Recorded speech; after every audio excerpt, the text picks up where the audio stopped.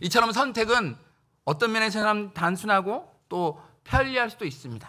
하지만 우리가 하는 그 선택은 그 선택에 무엇을 우리가 가장 소중히 여기는지, 또 무엇을 우리가 믿고 살아가는지가 그 속에 다 담겨져 있습니다. 다시 말하면 우리의 선택은, 저와 여러분의 선택은 거울과 같다라고 할 수 있습니다.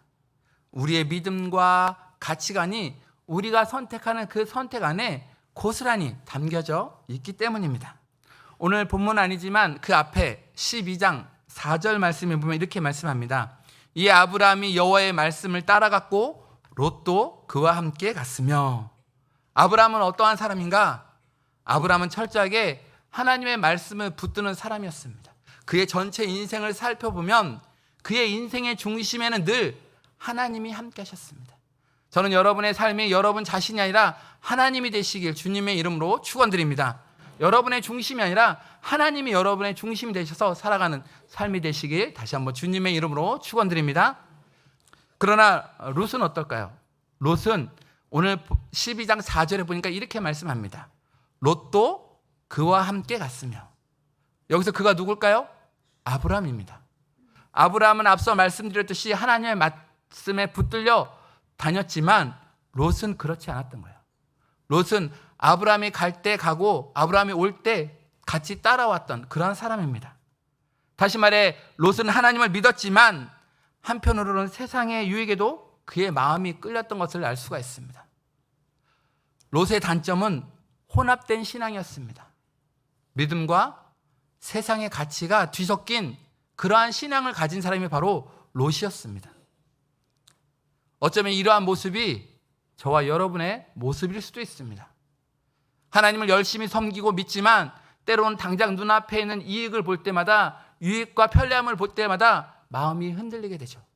그리고 하나님의 뜻을 발견하기보다는 지금 내 당장 앞에 있는 그 편리함을 선택하고 있지는 않습니까?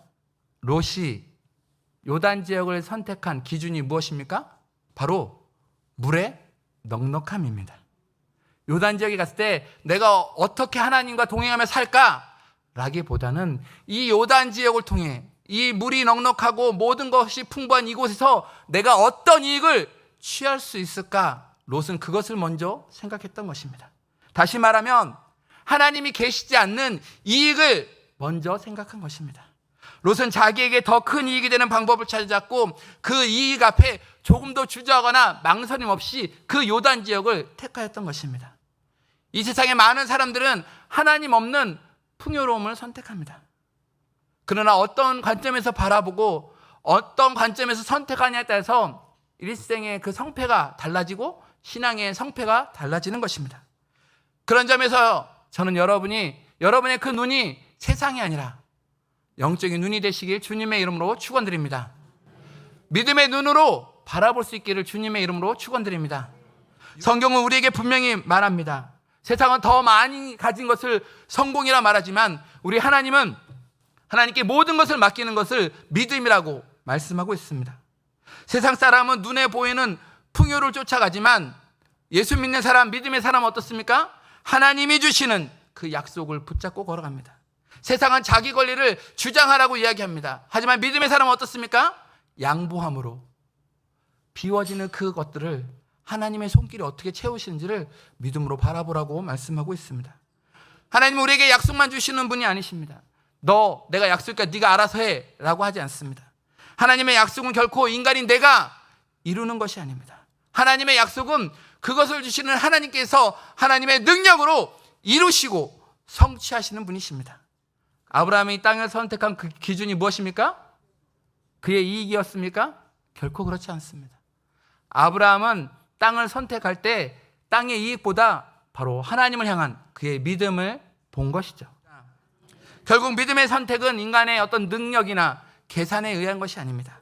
하나님께 맡기고 그분의 신실함을 신뢰하며 선택하는 것이 바로 믿음의 선택입니다. 사람의 선택은 어떻습니까? 상황과 환경에 따라 바뀔 수가 있습니다.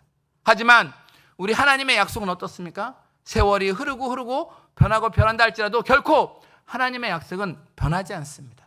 흔들리지 않습니다. 아브라함은 그것을 믿었습니다. 그리고 그 믿음으로 하나님을 온전히 바라보았습니다. 할렐루야. 사랑하는 성도 여러분, 우리도 아브라함 같이 이런 믿음의 선택을 해야 합니다. 눈앞에 보이는 풍요와 유익보다 하나님의 약속을 바라보고 모든 것을 맡기는 선택을 통하여 놀라운 축복과 약속의 성취를 이루시는 저와 여러분이시길 주님의 이름으로 축원드립니다. 이제 말씀을 정리하겠습니다. 우리가 살아가는 이 세상은 끊임없는 선택 가운데 있습니다. 눈앞에 보이는 요단의 푸른 들을 선택할 것인가, 아니면 메마르고 비옥한 땅이지만 하나님의 그 신실하신 약속을 붙잡고 갈 것인가, 어느 것을 선택하시겠습니까? 이 선택의 기준은 내가 누구를 의지하며 살아가느냐에 따라서 그 선택이 바뀌는 것이죠. 세상은 우리에게 더 많이 가지라고 말합니다. 더 빨리 성공하라고 말합니다. 그러나 믿음의 사람은 하나님을 신뢰하고 바로 그분의 때를 기다리라는 음성을 듣게 됩니다. 그러므로 오늘 우리의 기도가 이런 기도가 되었으면 합니다. 함께 우리 기도문 잠깐 읽을까요? 시작. 주님, 제 눈에는 요단이 더 좋아 보이지만 주님이 기뻐하시는 길을 선택하게 하소서. 손해보는 것 같아도 하나님을 신뢰하게 하시고 늦어지는 것 같아도 하나님의 때를 기다리게 하옵소서. 아멘. 바로 이 고백이 믿음의 선택입니다. 하나님이 이 선택을 비천하게 보지 않으십니다.